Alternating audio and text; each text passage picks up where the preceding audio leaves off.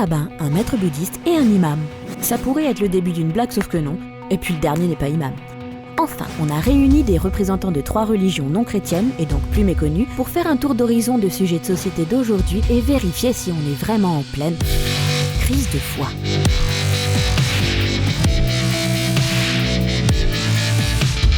L'éducation, c'est de la transmission. En ce qui nous concerne dans le bouddhisme, cette façon de transmettre les choses de cœur à cœur. Il y a un aspect théorique important à connaître, mais il y a aussi l'exemple et l'accompagnement. Je veux adopter une religion, il faut absolument que je vois comment les gens la pratiquent de la meilleure façon. Il vaut mieux apprendre à pêcher à quelqu'un plutôt que de lui donner du poisson tous les jours.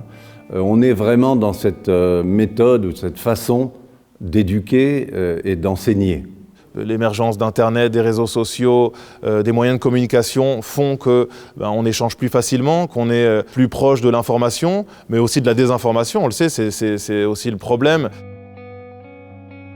L'école, c'est pour apprendre les connaissances, cumuler les connaissances.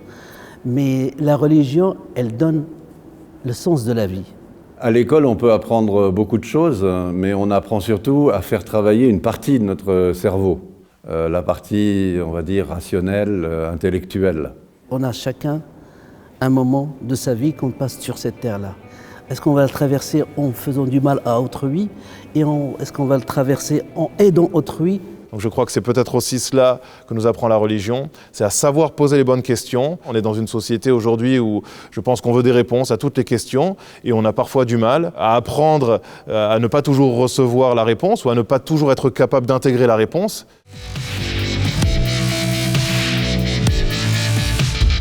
C'est la cellule de base.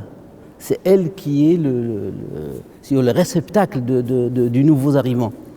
Les grands principes de l'éthique bouddhiste sont des principes, on va dire, universels. Comme par exemple, ne produis pas de mauvaises choses. C'est un des grands principes de toute religion.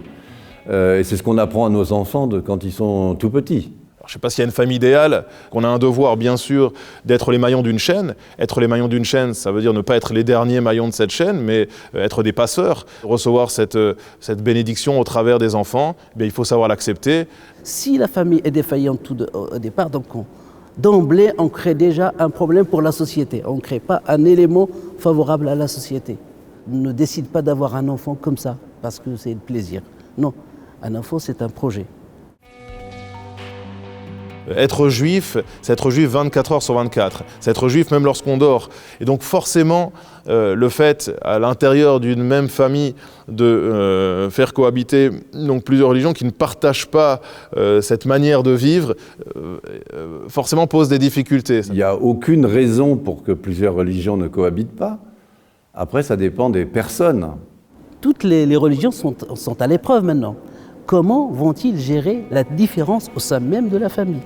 Dans les familles musulmanes actuellement, en Europe par exemple, c'est très fréquent d'avoir un beau-frère, un petit-fils qui n'est pas musulman. L'être humain s'agite, donc il veut convaincre les autres, il veut imposer ses idées aux autres.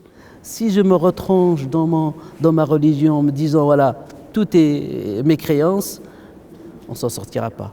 Parce que le catholique, le juif, le protestant dira la même chose.